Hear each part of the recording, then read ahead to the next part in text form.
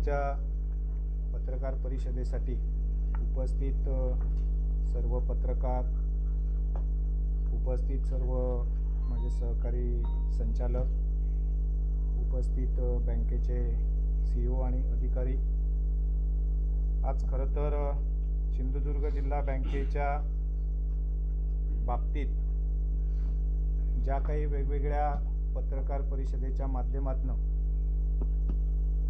काही आरोप केले गेलेत त्याचं उत्तर देण्यासाठी आज या ठिकाणी पत्रकार परिषदेचं आयोजन करण्यात आलेलं आहे। सिंधुदुर्ग जिल्हा मध्यवर्ती सहकारी बँक ही मागची 17 वर्ष मधला एक 2 वर्षाचा काळ वगळता महाराष्ट्राचे माजी मुख्यमंत्री, विद्यमान खासदार, आमचे सगळ्यांचे नेते आणि मार्गदर्शक आदरणीय नारायणराव राणे साहेब यांच्या नेतृत्वात घोडदौड करते आहे। त्यातल्या बँकेच्या सभासद असलेल्या सर्वांनी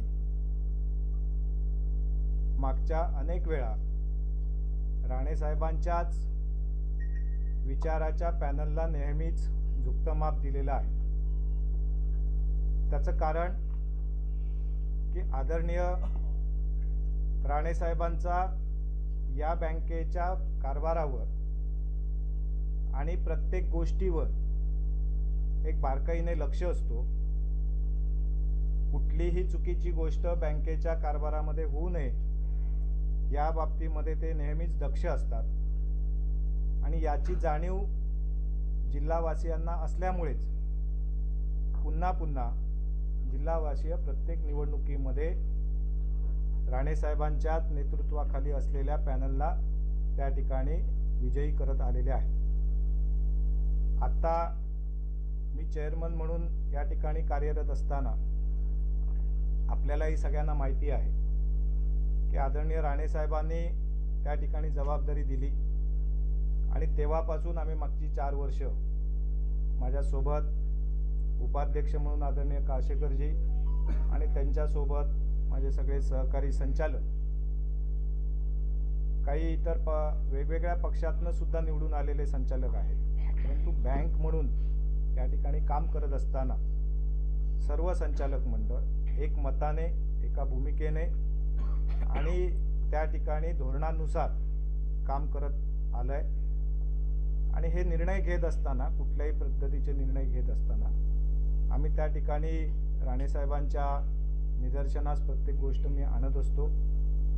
त्यांच्या सिग्नल नंतरच त्याच्या संदर्भातले निर्णय होत असतात आणि त्यांचा नेहमी एक भूमिका राहिलेली आहे की या जिल्ह्यातल्या बेरोजगारांना, तरुणांना, उद्योजकांना सुद्धा घडवण्याचं काम या ठिकाणी शेतकऱ्यांची बँक म्हणून ओळख असलेल्या जिल्हा बँकेने केलं पाहिजे।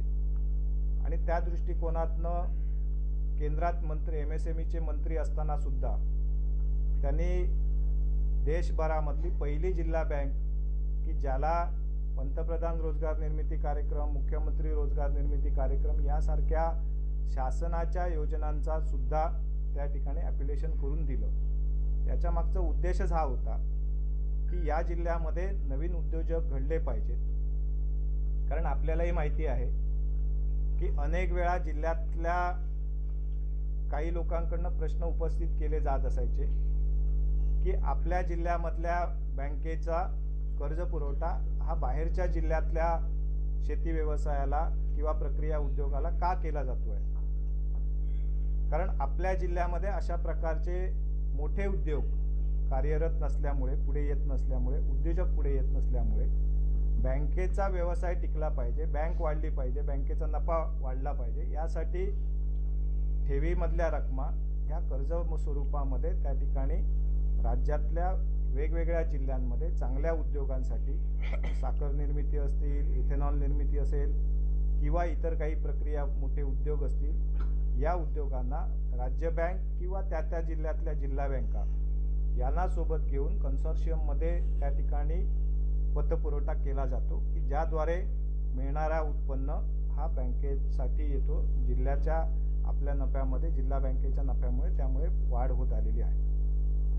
आता अशा प्रकारचं धोरण घेऊन या जिल्ह्यामधल्या अनेक शेतकऱ्यांना नवीन शेतजमीन घेणं, आपली शेती डेव्हलप करणं, त्या शेतीच्या माध्यमातून काही नवीन प्रक्रिया प्रकल्प उभे करणं, याच्यासाठी खरं तर जिल्हा बँक म्हणून आम्ही सातत्याने आग्रही असतो आणि हे धोरण पूर्वीपासून बँकेचं चालत आलेलं आहे आणि त्याच्यामध्ये अधिक सुधारणा करून आम्ही त्या दृष्टिकोनातून अगदी योग्य पद्धतीने पतपुरवठा करण्याचा प्रयत्न करत आलेलो आहोत. आता ज्या जिल्हा बँकेच्या माजी अध्यक्षांनी या बँकेबद्दल, बँकेच्या संचालक मंडळाबद्दल त्या ठिकाणी आरोप केलेले आहेत, खरं तर हे आरोप आणि त्यांची पत्रकार परिषद ऐकल्यानंतर त्या ठिकाणी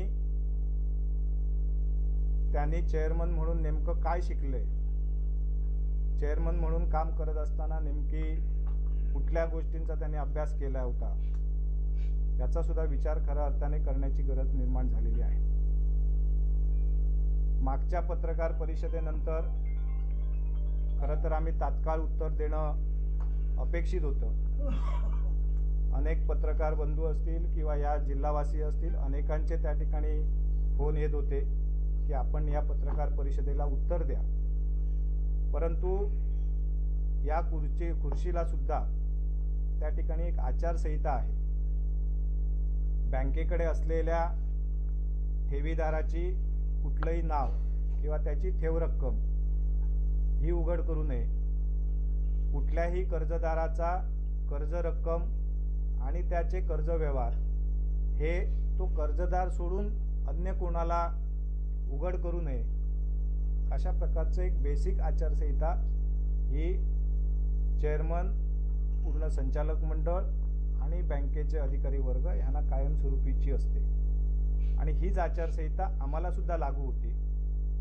आणि म्हणून त्या ठिकाणी जोपर्यंत मग पत्रकार परिषद घेणारे असो किंवा अन्य कोणी असो, जोपर्यंत ते आमचे कर्जदार आहेत तोपर्यंत आम्ही त्याचा कर्जाचा तपशील उघड करू शकत नव्हतो आणि म्हणून त्या जबाबदारीचं भान लक्षात ठेवून, बँकेची ध्येयधोरणं आणि हित लक्षात ठेवून त्या ठिकाणी आम्ही तो संयम पाळलेला होता. त्यानंतरच्या काळामध्ये हायकोर्टाने, मुंबई हायकोर्टाच्या कोल्हापूर खंडपीठाने त्या ठिकाणी कर्जदाराला ऑर्डर केली. कर्जदार म्हणून राजन तेलींचा मुलगा प्रथमेश तेली आणि सर्वेश तेली हे दोघेजण त्या ठिकाणी कर्जदार आणि स्वतः राजन तेली आणि त्यांची पत्नी ही सहकर्जदार आहेत. त्यांना कोर्टाने ऑर्डर केली की हे कर्ज आपण त्या ठिकाणी 10 नोव्हेंबरपर्यंत पूर्ण पेड करा. खरं तर त्यांनी माझ्या माहितीनुसार त्याच्या अगोदर पत्रकार परिषद घेतलेली होती आणि त्याच्यानंतर कोर्टाने त्यांना ऑर्डर केली की पूर्ण पेड करा. त्यांनी त्या ठिकाणी त्या संदर्भात ॲफिडेविटसुद्धा दिलेलं होतं की आम्ही त्या तारखेला ती रक्कम पूर्ण पेड करू, परंतु त्यांनी ती पूर्ण पेड केली नव्हती.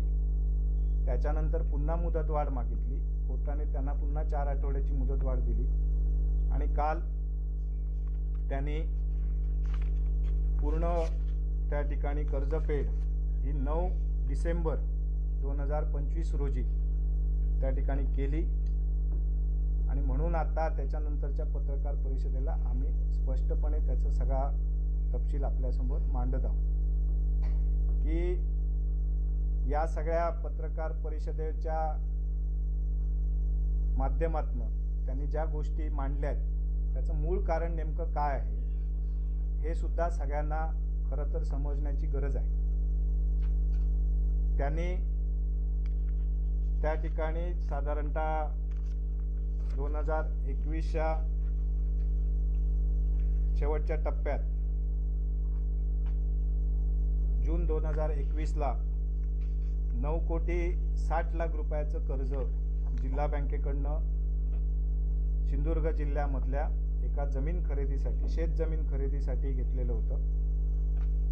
आणि हे कर्ज घेतल्यानंतर त्यावेळी त्या कर्जाच्या मंजुरीच्या वेळी त्यांना 2 वर्ष फक्त व्याज भरणं आणि त्यानंतर त्यांनी कर्जाचा हप्ता भरणं अपेक्षित होतं। परंतु हे कर्ज घेतल्यानंतर त्यांनी त्या ठिकाणी व्याजाची रक्कमसुद्धा परतफेड करता येत नाही आहे, अशा प्रकारचा त्या ठिकाणी मुद्दा उपस्थित केला। खरं तर प्रोजेक्ट रिपोर्टमध्ये असं दाखवलेलं होतं की सुमारे 1.25 कोटीपेक्षा जास्त रक्कम आपल्याला त्याच्या शेती उत्पन्नातनं मिळेल आणि आपण कर्ज परतफेड करू, परंतु ते करू शकले नाहीत। आणि मग त्यांनी आपल्या या कर्जाची परतफेड करण्यासाठी बँकेकडे तारण असलेल्या व्यापारी गाळे विकून आपण कर्ज परतफेड करू थोडीफार, याच्यासाठी तुम्ही ते तारण गाळे विकण्याची परवानगी द्या, अशा प्रकारचा अर्ज केला। आणि हा अर्ज 2021 मध्ये झाला होता। 2022च्या पहिल्या महिन्यामध्ये, म्हणजे जेव्हा आमचं संचालक मंडळ अस्तित्वात आलं तेव्हा आम्ही पहिल्याच टप्प्यामध्ये त्यांना त्या ठिकाणी हे गाळे विकण्याची परवानगी दिली आणि ते गाळे विकून त्याचे पैसे कर्ज खात्यात भरण्याची परवानगी दिली। आणि त्याच वेळी त्यांनी बँकेकडे अजून एक अर्ज केला की आपण दिलेला जो व्याजदर आहे बँकेने, कारण त्यांना ज्यावेळी जून 2021 मध्ये हे कर्ज मंजूर झालेलं होतं, त्यावेळी या कर्जाचा व्याजदर 15% होता आणि तो व्याजदर आपल्याला परवडत नाही, त्याच्यामुळे माझं मोठं आर्थिक नुकसान होतं आहे। त्यामुळे आपण हा व्याजदर आम्हाला कमी करून द्यावा की जेणेकरून माझा आर्थिक ताण कमी होईल, अशा प्रकारचा बँकेकडे अर्ज। याच संचालक मंडळाने त्यांना व्याजात सवलत दिली आणि जवळपास एकूण 43,20,000ची सवलत ही बँकेकडनं त्यांना या कर्ज रकमेच्या पोटी दिली गेली। तरीसुद्धा गाळे विकूनही पैसे बँकेकडे भरले गेले नाहीत। व्याजाची सवलत देऊन सुद्धा बँकेचं कर्ज वसूल होत नव्हतं आणि म्हणून जेव्हा हे कर्ज थकबाकी झालं त्यावेळी त्याच्यावरची कायदेशीर कारवाई सुरू करण्याशिवाय बँकेकडे कुठलाही पर्याय उपलब्ध नव्हता। आणि या संदर्भात जेव्हा त्यांना बँकेने रीतसर पहिली नोटीस दिली आणि त्यांना सांगितलं की तुमचं थकबाकी असलेलं कर्ज त्या ठिकाणी पूर्णफेड करण्यासाठी आपण पावलं उचला। खरं तर 21 डिसेंबर 2023ला हे खातं थकबाकी झालेलं होतं, NPAत गेलेलं होतं आणि म्हणून बँकेने सातत्याने त्यांना त्याच्यानंतरच्या काळामध्ये पाठपुरावा चालू ठेवलेला होता।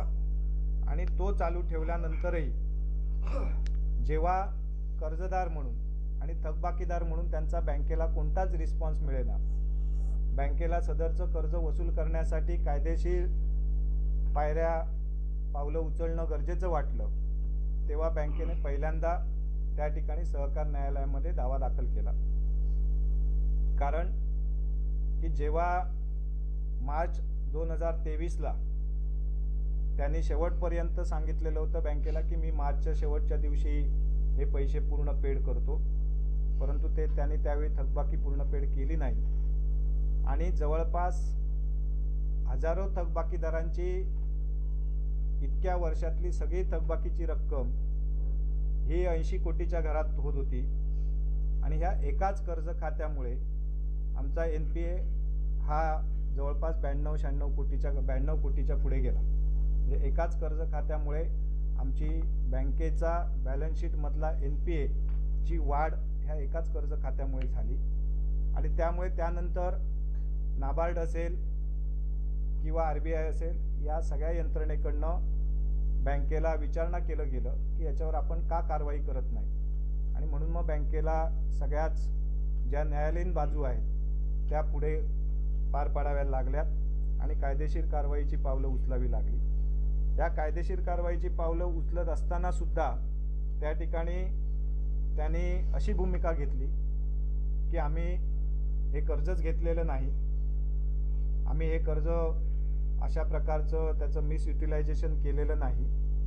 अनेक ज्यावेळी बँकेने चौकशी केली, त्याची तपासणी केली, कारण जोपर्यंत एखादा कर्जदार हा NPA होत नाही तोपर्यंत त्याची डिटेल इन्क्वायरी बँकेला करता येत नाही.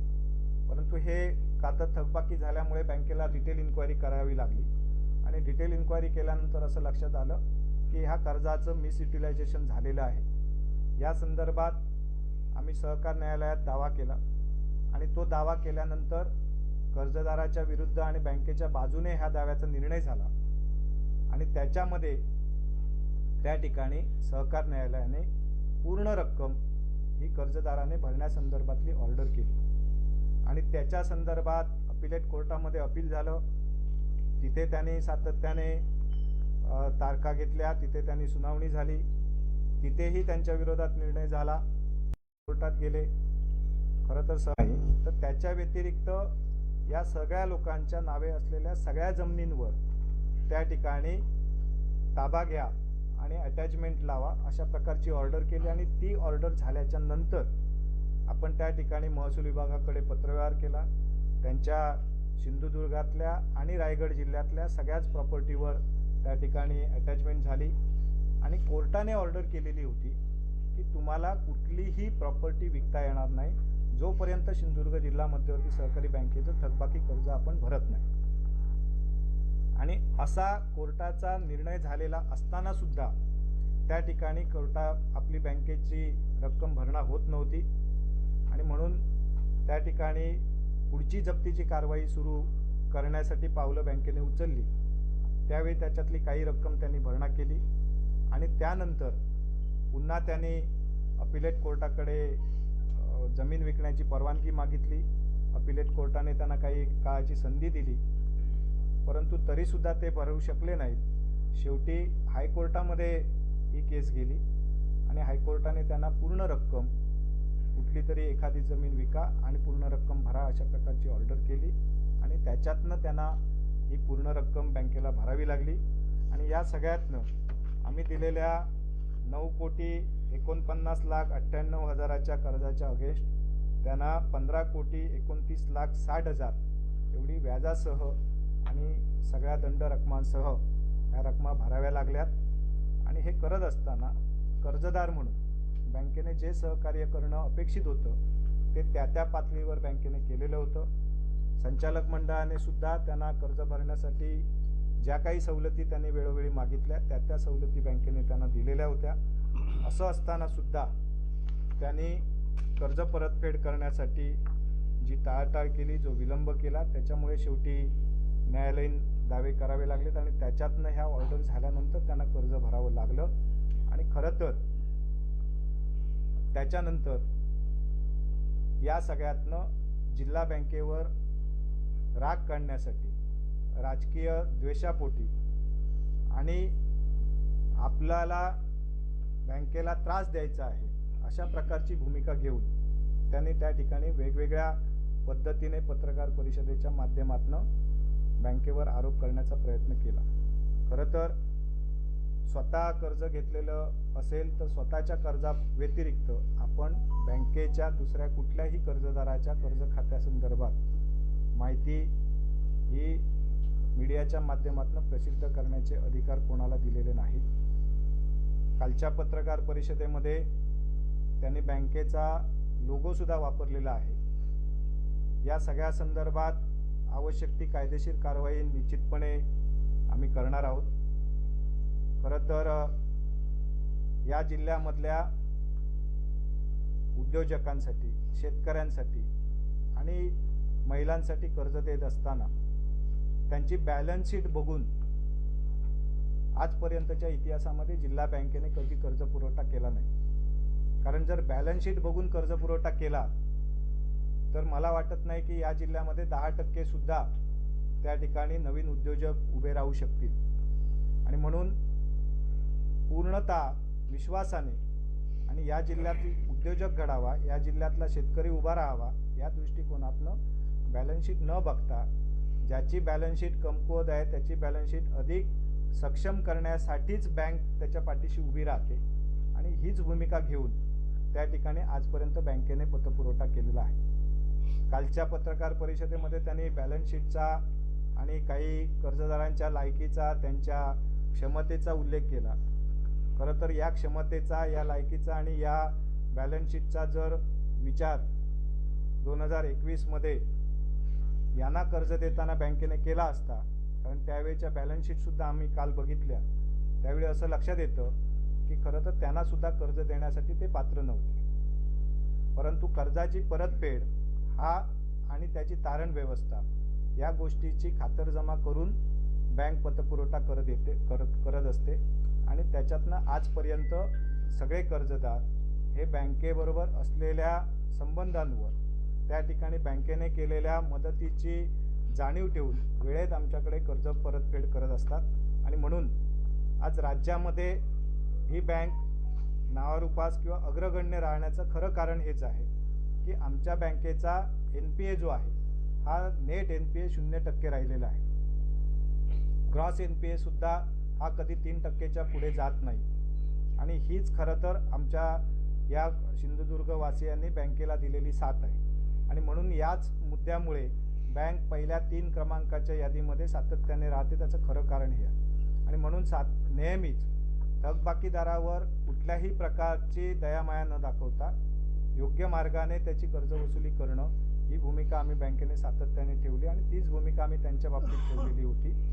आता कर्ज घेतल्यानंतर सुद्धा जर कर्ज परतफेड करायची नाही आणि त्या ठिकाणी आपण दुसऱ्यांना दरोडेखोर म्हणणार असू, तर अशा एखाद्या प्रशिक्षित दरोडेखोराने बँकेवर अशा प्रकारचे आरोप करणं ही खरं तर हास्यास्पद गोष्ट आहे. राजकीय द्वेष, राजकीय राग मनीष दळवी म्हणून वैयक्तिक मनीष दळवीवर असेल, पालकमंत्री म्हणून नितेशजी राणे यांच्यावर असेल, तो काढण्याचा, राजकीय द्वेष काढण्याची जागा ही जिल्हा बँक नाही. खरं तर काल आदरणीय निलेशजी राणेसाहेब यांनी त्या ठिकाणी एक ट्विट केलं आणि त्या ठिकाणी त्यांनी आपली भूमिका स्पष्ट मांडली आहे. ते जर आदरणीय निलेश राणे साहेबांचं नेतृत्व मानत असतील तर त्यांनी त्यांचा सल्ला ऐकावा. राजकीय आरोप प्रत्यारोप हे राजकीय प्लॅटफॉर्मवर येऊन करावेत, कारण ही जिल्हावासियांची बँक आहे. जिल्हावासियांनी त्यांच्या कष्टातनं कमवलेला रुपया या ठिकाणी डिपॉझिट म्हणून ठेवलेला आहे. आणि या 42-43 वर्षाच्या वाटचालीमध्ये आज ही बँक एवढा छोटासा जिल्हा असून सुद्धा रत्नागिरी जिल्ह्यातनं वेगळं झाल्यानंतर आज आपण रत्नागिरी, रायगड यासारख्या जिल्ह्यांना मागे टाकून जिल्हा बँक पुढे जाते.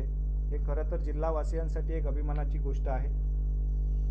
4000 कोटीचा व्यवसायाचा टप्पा हातात चालू असताना आम्ही जबाबदारी हातात घेतली आणि आज 4 वर्षाचा टप्पा आमचा पूर्ण होत असताना आम्ही तो 4000 कोटीचा टप्पा 7000 कोटीच्या पुढे घेऊन जाण्यामध्ये यशस्वी होतो आहे. याचा अर्थ की आम्ही योग्य पद्धतीने आणि पारदर्शकपणे कारभार करतो. कुठल्याही चुकीच्या पद्धतीचा कर्ज व्यवहार आम्ही करत नाही. आणि हे सगळं करत असताना जो ठेवीदारांचा आणि जिल्हावासियांचा आमच्यावर विश्वास आहे, त्याच्यामुळेच हा जिल्हा छोटासा असताना सुद्धा त्या ठिकाणी इतक्या मोठ्या प्रमाणामध्ये बँकेची उलाढाल वाढते. आणि राज्यातल्या कुठल्याही जिल्हा बँकेचा इतक्या टक्क्याने व्यवहार वाढत नाही, व्यवसाय वाढत नाही, तेवढा व्यवसाय आपला जिल्हा बँकेचा वाढतो आहे. ही जिल्ह्यासाठी एक अभिमानाची गोष्ट आहे. म्हणून राजकीय रोष, राजकीय आरोप प्रत्यारोप करण्यासाठी आणि त्याला सामोरं जाण्यासाठी मनीष दळवी म्हणून मी सक्षम आहे. कारण आपल्याला जिल्हावासियांना माहिती असेल, हे सगळे राग जो आत्ता बाहेर येतो आहे हा आत्ताचा नाही आहे. 2014 पासून अनेक राजकीय घडामोडी झाल्या आहेत, ज्याच्यामध्ये प्रत्येक ठिकाणी त्यांचा पराभव झाला आहे आणि त्याच्यातनं व्यथित होऊन त्यांचं आता मानसिक संतुलन बिघडल्याच्या अवस्थेपर्यंत ते आलेले आहेत. आणि म्हणून ते अशा पद्धतीची पत्रकार परिषदा सातत्याने घेत आहेत. या माध्यमातनं माझी त्यांना विनंती राहील की बँकेला आणि जिल्ह्याला या ठिकाणी आपल्या वादामध्ये ओढण्याची गरज नाही. तुम्हाला राजकीय जे काय आरोप प्रत्यारोप करायचे असेल ते आपण समोरासमोर येऊन करा, त्याचं उत्तर देण्यासाठी आम्ही सक्षम आहोत। परंतु अनेकांच्या आयुष्यभराच्या योगदानातनं ही उभी राहिलेली संस्था आहे, ही उभी राहिलेली बँक आहे, जी आज राणेसाहेबांच्या नेतृत्वाखाली त्या ठिकाणी राज्यामध्ये डौलाने पुढे जाते आहे। देशामध्ये याचं नावलौकिक आहे। अनेक मार्किंगमध्ये, अनेक त्या ठिकाणी स्पर्धांमध्ये बँक अव्वल राहिलेली आहे। त्यामुळे बँकेवर जर खऱ्या अर्थाने आपण जे पत्रकार परिषदेत सांगतात की आमची बँकेवर प्रेम आहे, बँकेबद्दल आम्हाला आस्था आहे, आणि ती जर असेल तर या सगळ्या वादामध्ये बँकेला ओढण्याची गरज नाही।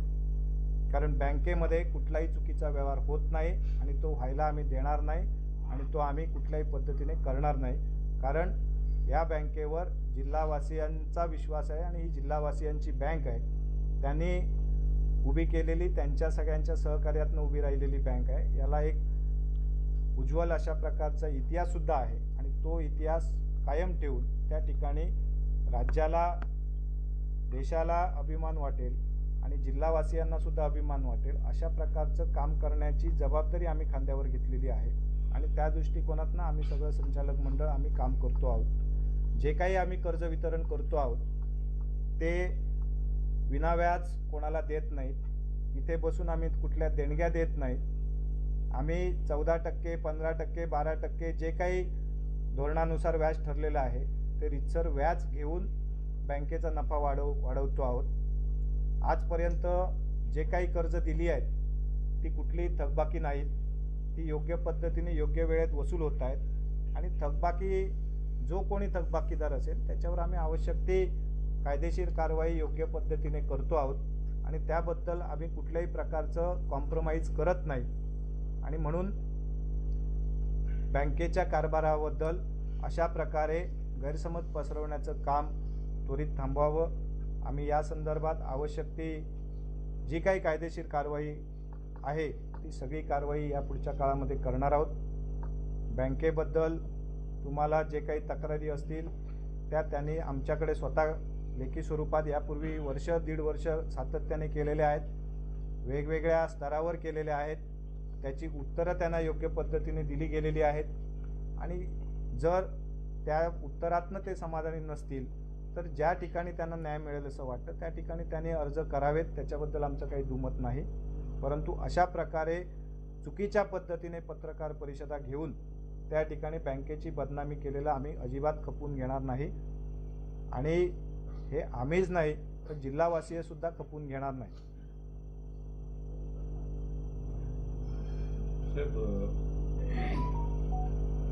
दुसऱ्या पुरुषावर आरोप करताना त्याने जो काही ॲफिडेव्हिट सादर केले त्याच्यामध्ये असं म्हटले स्थावर मालमत्ता जी त्यांनी गहाण ठेवली त्याच्या 10 पट कर्ज देण्यात आले असं त्याने एक आरोप करताना काही पुरावे सादर केले। याबद्दल काय?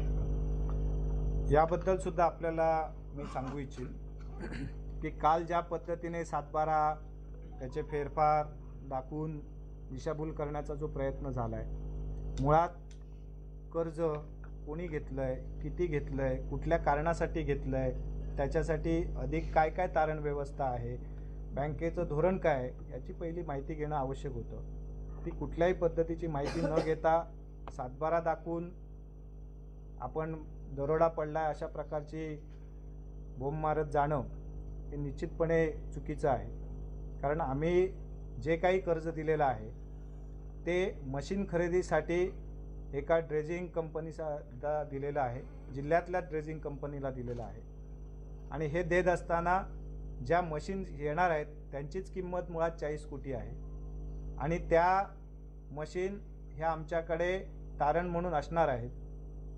परंतु तरीसुद्धा हा व्यवसाय आमच्यासाठी, आमच्या बँकेसाठी कर्ज पुरवठ्यासाठी नवीन असल्यामुळे आम्ही कर्जदाराला विनंती केली की आम्हाला अधिकचं तारण मालमत्ता त्या ठिकाणी द्यावी, आणि त्याच्यामध्ये त्यांनी अधिकची तारण व्यवस्था ही 32 कोटी रुपयाची आम्हाला दिली आहे, ज्याच्यामध्ये ज्या 7/12चा त्यांनी उल्लेख केला आहे त्याच्यासाठी आपण 27 कोटी रुपये, आणि त्याच्या व्यतिरिक्त अजून एक जमीन की ज्याची किंमत साधारणतः 5 कोटी रुपये आहे. अशी 32 कोटीची ॲडिशनल तारण व्यवस्था ही बँकेने घेतलेली आहे. ही बँकेच्या सुरक्षिततेसाठी ही आम्ही घेतलेली आहे. याच्यामध्ये कर्जापोटी किंवा त्या जमिनीसाठी कर्ज दिलं अशा प्रकारचा कुठलाही विषय नाही. ही मशीनसाठी दिलेलं कर्ज आहे की ज्या मशीनचा व्यवसायाचा ॲग्रीमेंट हा 2 वेगवेगळ्या स्टेट गव्हर्नमेंटबरोबर झालेला आहे. ज्याची गव्हर्नमेंटकडनं येणारी रक्कम ही आमच्या बँकेच्या थेट खात्यामध्ये येईल याची ॲग्रीमेंटमध्ये आम्ही खातरजमा करून घेतलेली आहे आणि त्याच्यानुसार सुरक्षित कर्ज पुरवठा केलेला आहे. आणि जर जिल्ह्यातला कोणी व्यावसायिक अशा प्रकारचा व्यवसाय करणार असेल आणि त्याची परतफेड सुरक्षितरित्या जर होणार असेल तर कर्ज पुरवठा करण्याबद्दल कुठलीही अडचण नाही. कारण शेवटी जिल्ह्यामध्ये असे व्यवसाय झाले पाहिजेत, उभे राहिले पाहिजेत. त्यामुळे कुठेतरी फक्त अंदाजावर भुई थोपटत जाण्यापेक्षा व्यवस्थितरित्या जर माहिती आमच्याकडनं घेतली असती तर अधिकची माहितीसुद्धा आम्ही त्यांना दिली असती. आणि प्रशासनाने असं पण सांगितलंय की कर्ज वाटप घोटाळा आहे, ही मालिका आहे कर्ज वाटप घोटाळ्याची आणि टप्प्याटप्प्याने एक घोटाळा आपण प्रेसच्या माध्यमातून उघड करणार आहोत. मुळात बँक हे डिपॉझिट घेतल्यानंतर कर्ज देण्यासाठीच कर्ज देणं आणि कर्जावर व्याज घेणं हाच बँकेचा व्यवसाय. आम्ही जर कर्जच नाही दिलं तर बँकेचा व्यवसाय होणार नाही. 72 कोटीचा नफा असणारी बँक आज 116 कोटी रुपया कालच्या वेळी आणि आत्ता आमचं त्याच्याही पेक्षा यावर्षी जवळपास 125 कोटी रुपयाच्या आसपास आमचा नफा जाईल. हे नफ्यामध्ये वाढ आम्ही कर्ज पुरवठा करतोय म्हणून होते. कर्ज पुरवठा करणं याला जर घोटाळा म्हणत असतील तर त्यांनी संचालक म्हणून आणि बँकेचा चेअरमन म्हणून नेमकं काय काम केलंय हे खरं तर प्रश्नचिन्ह आहे. कर्ज पुरवठा करत असताना त्याला बँकेचं धोरण आहे, RBIच्या गाईडलाईन्स आहेत, नाबार्डच्या गाईडलाईन्स आहेत आणि सहकार खात्याच्या गाईडलाईन्स आहेत. या सगळ्याचा वापर करून त्या ठिकाणी त्या पद्धतीने कर्ज वितरण केलं जातं. हे कर्ज वितरण केल्यानंतर सुद्धा त्या कर्ज खात्याच्या संदर्भात वर्षभरामध्ये 5 वेगवेगळ्या ऑडिट होतात आणि 5 वेगवेगळ्या ऑडिटमध्ये या सगळ्या प्रकरणांचा तपास केला जातो. त्याच्यामध्ये जर कुठल्या चुका झालेल्या असतील तर त्या चुका ऑडिटमध्ये निदर्शनास आणून दिल्या जातात आणि ऑडिट रिपोर्ट आल्यानंतर त्याच्या पुढच्या 90 दिवसाच्या आत याच्या दुरुस्त्या करण्याची जबाबदारी ही संचालक मंडळावर आणि अधिकाऱ्यांवर असते आणि त्या पद्धतीनेच बँकेचं काम चाललेलं आहे. आणि म्हणून सगळ्या ऑडिटमध्ये आम्हाला A किंवा A+ हे जे मार्किंग मिळतं हे ऑडिटर त्या सगळ्या गोष्टी तपासतो आणि योग्य पद्धतीचं कर्ज वितरण झालेलं असतं म्हणूनच हे ग्रेडिंग मिळतं. हे ग्रेडिंग काही घरात बसून मिळत नाही. त्यांनी असं म्हटलंय की डिफॉल्टर आपण कर्ज घेतलं परंतु वेळेत मी कर्ज भरत असताना बँकेने मला डिफॉल्टर घोषित करण्याचा प्रयत्न केला आणि सातत्याने त्रास दिला असं त्यांनी आरोप केलाय. बाहेर तुम्ही असं म्हटलंय की 2023ला डिसेंबर 2023ला त्यांनी 15% व्याजदरामध्ये 14% विनंती केली होती आणि तुम्ही 1% कमी केलं. त्या दोन्ही गोष्टीकडे तुम्ही ॲज अ चेअरमन म्हणून कसं बघताय? बँकेच्या कुठल्याही कर्जदाराला कर्ज दिल्यानंतर खरं तर कर्ज वितरण हे आमच्या अगोदरच्या संचालक मंडळाच्या काळामध्ये झालेलं होतं. परंतु कोणी कर्जदार असला तरी तो कर्जदार त्याची कर्जाची रक्कम व्यवस्थितरित्या बँकेकडे परतफेड करण्यासाठी आवश्यक ती जी काही मदत बँकेला करणं आवश्यक असतं. मग त्याच्यामध्ये त्याचा व्यवसाय एक्सपांड करायचा असेल, वाढ करायची असेल तर त्याच्यासाठी त्याला आर्थिक मदत आवश्यक असेल, त्याला काही त्याच्यावर अन्याय होत असेल तर त्याला सवलतीचा काळ देणं आवश्यक असेल तर किंवा त्याचा व्यवसाय अडचणीत आलेला असेल आणि काही काळानंतर त्याच्या व्यवसायामध्ये तो स्थिर होण्याची शक्यता बँकेला वाटत असेल तर अशा काळामध्ये त्याला ती कालावधी वाढ करून देण्याची आवश्यकता असेल. अशा पद्धतीच्या सवलत देण्याचे अधिकार हे बँकेच्या संचालक मंडळाला असतात. त्या दृष्टिकोनातनं आम्ही त्यांना आवश्यक ती जे काही त्यांचे ॲप्लिकेशन्स यायचे त्याच्यातलं योग्य मागणी आम्ही वेळोवेळी पूर्ण केल्यात. परंतु त्या मागणी पूर्ण झाल्यानंतरही बँकेच्या कर्जाची परतफेड होईना आणि सतत जवळपास वर्ष दीड वर्षापेक्षा जास्त काळ ही रक्कम NPA राहिली म्हणून आम्हाला न्यायालयात जावं लागलं. आता जर न्यायालयामध्ये आम्ही चुकीच्या पद्धतीने गेलो असतो, चुकीच्या पद्धतीने कारवाई केली असं जर न्यायालयाच्या निदर्शनास आलं असतं तर जवळपास 4 कोर्टामध्ये बँकेच्या बाजूने निर्णय झाले नसते आणि त्यांच्या विरोधात निर्णय झाले नसते. सर, असं म्हणायचं आहे का की राजन तेली यांना 2.5 वर्षांमध्ये 9 कोटीच्या कर्जापोटी 15 कोटी त्यांनी गेल्या महिने भराव्या लागल्या आणि हा राग त्यांनी वैयक्तिक बँकेवर आणि वैयक्तिक मनीष दळवी यांच्यावरती काढलाय का? कारण प्रेसमध्ये त्यांनी असंही म्हटलं की जिल्हा बँकेवरती जे चेअरमन असतात ते 1.5 वर्षानंतर बदलले जातात, मात्र सतत मनीष दळवी जे आहेत ते जिल्हा बँकेत आता ही जी टर्म सुरू आहे त्यापासून मनीष दळवी चेअरमन आहे.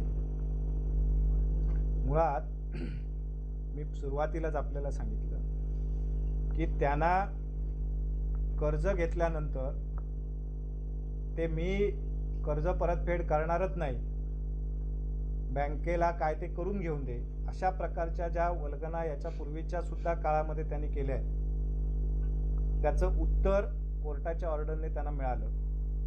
कर्ज घेतल्यानंतर मग तो कोणी असो सगळ्यांना समान न्याय असतो. या बँकेमध्ये मग ते संचालक म्हणून संचालकांनी घेतलेलं कर्ज असो, त्यांच्या नातेवाईकांनी असो किंवा सामान्य कर्जदारांनी असो, प्रत्येकाला न्याय सारखाच असतो.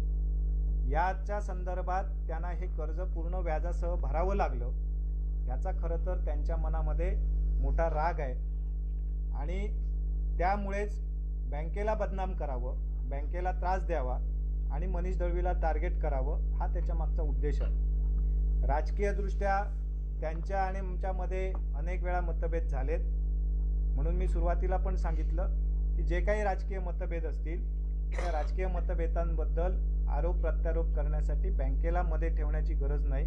समोरासमोर आम्ही लढायला सक्षम आहोत आणि तेवढी क्षमता आमच्यामध्ये आहे आणि हे आम्ही वेळोवेळी सिद्ध केलं आहे. आणि म्हणूनच आम्ही स्वतःला मी मत न घालता सुद्धा त्या ठिकाणी मोठ्या मताधिक्याने निवडून आलो आणि त्यांना या ठिकाणी पूर्ण प्रचार करण्याची आणि मतदारांपर्यंत पोहोचण्याची संधी असताना सुद्धा 2 वेळा जिल्हा बँकेमध्ये पराभव पत्करावा लागला. आणि म्हणून ही पात्रता जी आहे ही पात्रता जिल्ह्यातल्या जिल्हावासीय जिल्हा बँकेच्या सभासदांनी ओळखली, म्हणून त्यांना दुसऱ्यांदा आणि तिसऱ्यांदा सुद्धा पराभव पत्करावा लागला आणि ती पात्रता आमची होती आणि म्हणून राणेसाहेबांनी ही काम करण्याची आम्हाला संधी दिली आणि ती पात्रता आहे. म्हणून जिल्हावासियांनी विश्वास टाकून आज 4,000 कोटीवरचा व्यवसाय 5 वर्षात फक्त 7,000 कोटीवर नेण्यासाठी मदत केली. ह्या सगळ्या गडबडी राजन तेली म्हणतात की रागाने हे सगळं होतंय, तुम्ही म्हणताय की हे सगळं रागाने होतंय. ह्या गडबडीत जिल्हा बँकेची बदनामी होते. आता तुम्ही तुमच्या नेत्यांची नावं घेतात की आपल्या नेत्यांची नावं घेतात, याच्यात सुवर्णमध्य काढण्यासाठी तुमचे नेते प्रयत्न करणार का? काल मला वाटतं आपण जर ट्विट बघितलं असेल आदरणीय निलेशजी राणेसाहेब यांचं करून हे काय प्रश्न सुटणार नाही. तर आणि त्याच्या व्यतिरिक्त त्याच्यापूर्वी सुद्धा मला वाटतं आपल्याच प्रश्नाला सावंतवाडीमध्ये निलेशजींनी एक उत्तर दिलेलं होतं की यापुढच्या काळामध्ये कोणीही कोणावर आरोप प्रत्यारोप करणार नाही आणि या संदर्भातले जे काही विषय असतील ते बसून चर्चा करून सोडवले जातील. आणि तशा पद्धतीच्या महायुती म्हणून आम्हाला सूचनासुद्धा होत्या आणि एक कर्जदाराबद्दल त्याच्या कर्ज खात्याबद्दल न बोलण्याची एक आचारसंहिता होती. या दोन्ही बंधनांमुळे आम्ही गप्प होतो, परंतु काल ही बंधनं त्यांनी स्वतः तोडली आणि म्हणून काल निलेशजी राणेसाहेब यांना त्याच्या संदर्भात आपलं मत स्पष्टपणे मांडावं लागलं. मला असं वाटतं की काही संयम हा नेता म्हणून अनेक वर्ष सार्वजनिक जीवनात काम केल्यानंतर तो संयम पाळला पाहिजे आणि तो संयम पाळण्याची क्षमता कदाचित त्यांची आता राहिलेली नसेल आणि म्हणून त्यांनी अशा प्रकारची भूमिका घेतली आहे. पण ह्या सगळ्या गडबडीत जिल्हा बँक कुठेतरी बदनाम की जिल्हा बँकेला कोणी विनाकारण बदनाम करण्याचा प्रयत्न करू नये. या संदर्भातले आवश्यक सगळे कायदेशीर ज्या काही कारवाई करणं आवश्यक आहे ते आम्ही निश्चितपणे करणार. परंतु बँकेच्या ठेवीदारांना, जिल्हावासियांना, राज्यातल्या जनतेला बँकेची पण बाजू समोर गेली पाहिजे आणि ती बाजू मांडण्यासाठी म्हणून आज आम्ही पुढे आलो आणि ही बाजू स्पष्टपणे आपल्यासमोर मांडली आहे की जेणेकरून बँकेने नेमकं काय केलं आहे हे सुद्धा सगळ्यांना समजलं पाहिजे आणि त्या दृष्टिकोनातनं त्याच्या संदर्भातली सगळी माहिती मी आपल्यासमोर आज मांडलेली आहे. तर निलेश राणे साहेबांनी काल ट्विट केलं. त्या ट्विटमध्ये त्यांनी शेवटी म्हटलं की हा प्रश्न बसून सोडवता येऊ शकेल. तुम्ही राजन आवाहन करता की बसून हा प्रश्न सोडवूया? मला आवाहन करण्याची आवश्यकता नाही. त्याचं कारण आदरणीय राणेसाहेब असतील, आदरणीय निलेश राणेसाहेब असतील, पालकमंत्री म्हणून नितेश राणेसाहेब असतील किंवा आमचे सर्वांचे नेते चव्हाणसाहेब असतील, यांनी एखादी आम्हाला सूचना केली की ती सूचना ही आमच्यासाठी ग्राह्य असते. कारण नेतृत्वावर विश्वास ठेवून जनतेने, सभासदाने आम्हाला ह्या जबाबदारीपर्यंत आणलेलं आहे. जबाबदारी आमच्या खांद्यावर दिलेली आहे. त्यामुळे नेतृत्वाच्या सूचना मानणं आणि नेतृत्वाच्या सूचनेनुसार काम करणं ही जबाबदारी आमची आहे आणि ती जबाबदारीचं भान आम्हाला आहे. आणि म्हणून त्यांनी एखाद्या वेळी थांबा म्हटलं की थांबणं, त्यांनी एखाद्या वेळी म्हटलं की याचं उत्तर द्या तर ते देणं, त्याप्रमाणे आम्ही काम करतो. आणि याच्यावरूनच आपल्या लक्षात आलं असेल की त्या संदर्भातली योग्य ती चर्चा आम्ही त्यांच्याशी केलेली आहे. साहेब, एकीकडे शिंदे सेनेचे दीपक केसरकर असतील, निलेश राणे साहेब असतील, हे सगळे तुमच्या कामाचं कौतुक करतात. युती धर्म पाळावा यानंतर रवींद्र चव्हाणांनी पण म्हटलेलं होतं. परंतु 4 वर्ष तुम्ही यशस्वी कारकीर्द केल्यानंतर एक 10 महिने ते 1 वर्ष राहिले जिल्हा बँकेच्या निवडणुकीला. याचं मनीष दळवींना टार्गेट करण्याचे प्रयत्न वाटतात का तुम्हाला? चांगली गोष्ट आहे. ते ज्या अर्थी टार्गेट करतायत त्या अर्थी आम्ही चांगलं काम केलं आहे हे त्याच्यातनं सिद्ध होत आहे. त्यामुळे त्यांना जर टार्गेट करायचंच असेल तर त्यांनी निश्चितपणे आम्हाला टार्गेट करावं. परंतु त्याच्यासाठी बँकेला मध्ये ठेवायची आवश्यकता नाही. आम्हाला राजकीयदृष्ट्या हवं त्या पद्धतीने टार्गेट करा. आणि बँकेच्या कारभारावर जे काही आरोप करण्याचे प्रयत्न दोन्ही वेळा झाले, त्यावेळी दोन्ही वेळा त्यांच्याच नेत्यांनी त्याच्या संदर्भातली उत्तरं त्यांना दिलेली आहेत.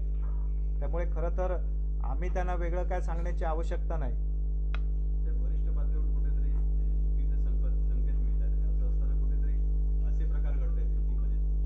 कुठे जिल्हा परिषद आगामी पंचायत तिथे कुठेतरी मिठाचा खडा पडेल असं वाटते का आपल्याला? आता आपल्या प्रश्नाचं सगळ्याचंच उत्तर त्या ठिकाणी मिळतं आहे. आपण मागच्या पत्रकार परिषदेचं टायमिंग बघा आणि आजच्या पत्रकार परिषदेचं टायमिंग बघा. मागच्या पत्रकार परिषदेचं टायमिंग हे बरोबर नगर परिषदांच्या निवडणुकांचं बिगुल वाजण्याच्या सुरुवातीलाच होतं आणि आजच्या पत्रकार परिषदेचं सुद्धा टायमिंग हे जिल्हा परिषदेच्या निवडणुकांच्या तोंडावर आहे. याचा अर्थ नेमका काय आहे हे आपल्या सगळ्यांना मी काय वेगळं सांगण्याची गरज नाही. राज्य परिषदेने असं म्हटलं होतं की दीपक केसरकर जे आहेत ते अवैध असतात, त्यांना माहिती नसते. आणि दुसरीकडे बघितलं आपण तर आमदार निलेश राणे यांनी काल केलेलं ट्विट वैयक्तिक अजेंडा नको, त्या दोन्ही आमदारांचं म्हणणं तेही ऐकतील असं वाटतंय.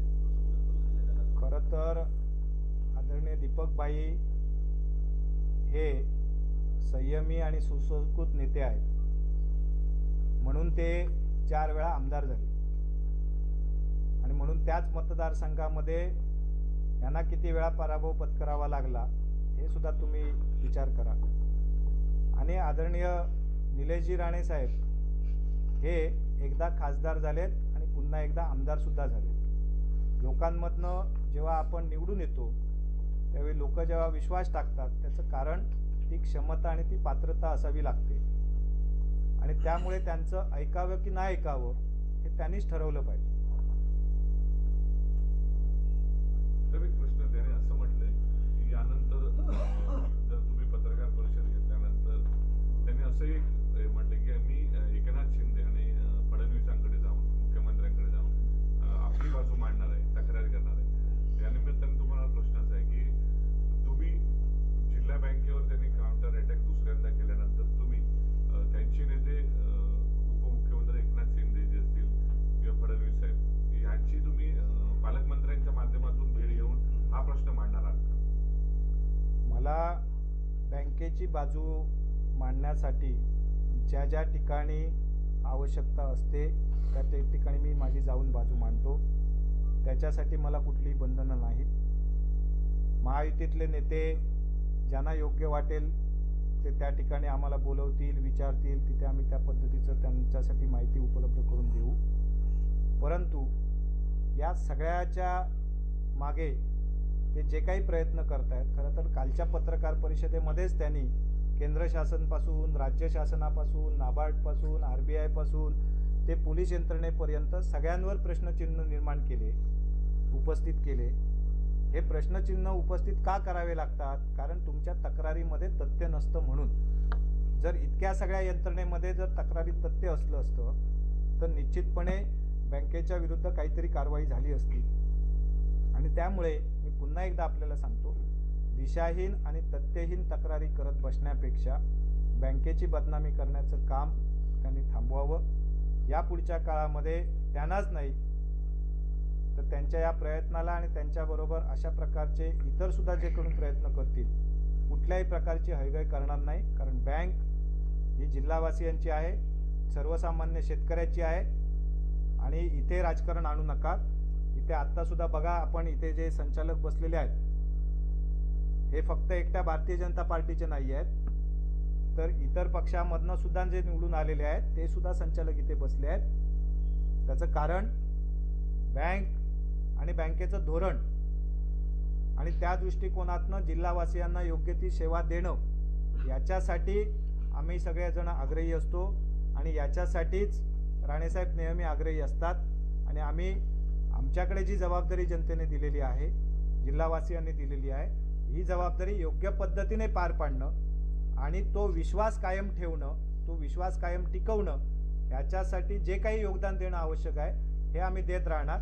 अशा प्रकारे कोणी आरोप प्रत्यारोप केले म्हणून बँक बदनाम होणार नाही. लोकांना विश्वास आमच्यावर आहे, जनतेला आमच्यावर विश्वास आहे आणि त्याला आवश्यक ते ज्या ज्या पद्धतीची उत्तरं देणं आवश्यक असेल ती देण्यासाठी मी स्वतः सक्षम आहे. थँक्यू.